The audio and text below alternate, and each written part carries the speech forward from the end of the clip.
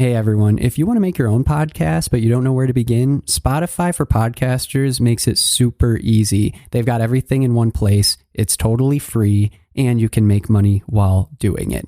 Here's how it works. Spotify for Podcasters lets you record and edit podcasts right from your phone or computer, so no matter what your setup is like, you can start doing it today. Then you can distribute your podcast to Spotify and pretty much everywhere else podcasts are heard. Video podcasts are also supported, and you can even conduct polls and Q&As. With Spotify for Podcasters, you can earn money in a variety of ways, including ads and podcast subscriptions. And best of all, the platform is totally free. No catch, totally free. When I wanted to start my own podcast, I did not know where to begin, and I didn't think it was even possible.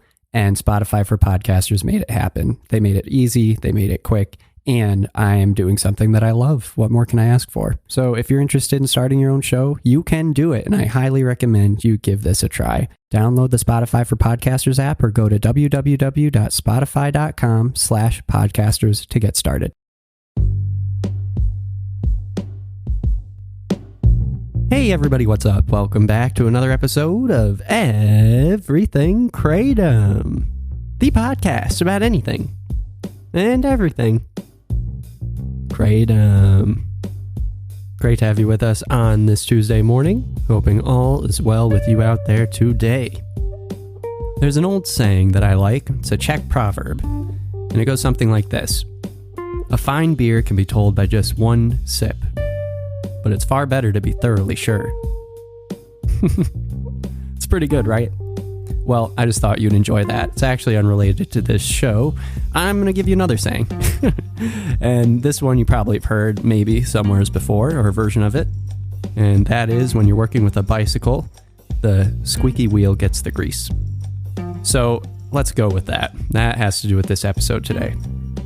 I'm just sitting here thinking about how it's possible that the FDA can be, celebrating 14 years now of regulating tobacco products and having the Tobacco Control Act put in place. I think it was 2009, so that's 14 years.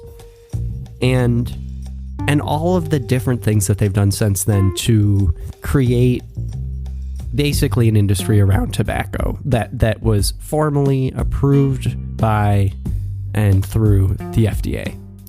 And, you might know how some of this stuff has come to be in terms of regulation. Like, you see a lot about e-cigarettes being banned because they're considered marketed to children. And then a whole bunch of other products that have been regulated and banned over the years because they are either targeted towards youth or, the product lies to people about the health and safety risks. And the FDA is totally fine with it being around, though. I don't know why. Can someone please tell me why? Cigarettes have over 10,000 different chemicals in them. Actually over 10,000 different chemicals in them. And we know that dozens, 50, 60, 70 of them, we know at least that many do cause cancer. Definitely cause cancer. In your lungs. And you die. So the FDA regulates this, to make it safe. I don't know how you can make cancer safe. So I think that's BS. And in addition to that, my question is the following. Why is it that the FDA signed a Tobacco Consumer Protection Act? Essentially, that's what it is. But it will not consider a Kratom Consumer Protection Act of any kind, even though the primary concerns are the same concerns that it mentions in its regulation of tobacco products, except the difference is that Kratom doesn't cause cancer. And, the people who use Kratom are asking for this regulation, and a lot of times begging for it. I don't get it. I don't get why this isn't a bigger deal and why people aren't in an uproar about this. And that, my friends, is when we come to the proverb. Not the one about beer, although that one's good. The one about bicycles. the squeaky wheel gets the grease.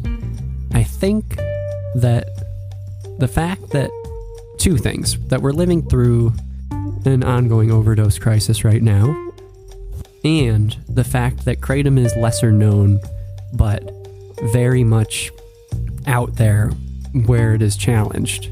Both of those things make it stick out. It makes it the squeaky wheel. Tobacco's been around forever.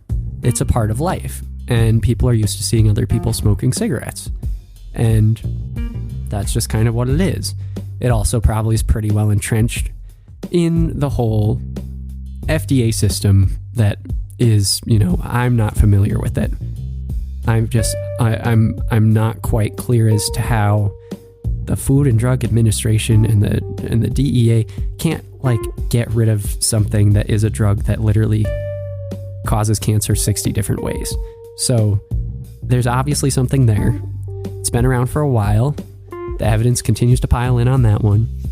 And it's not out there. Unless you have a new product marketed to younger people, or flavored cigarettes, or e-cigarettes, which are new and then they're popular, they explode, you see them everywhere, see them in high schools, then they become a squeaky wheel, and the FDA nixed them.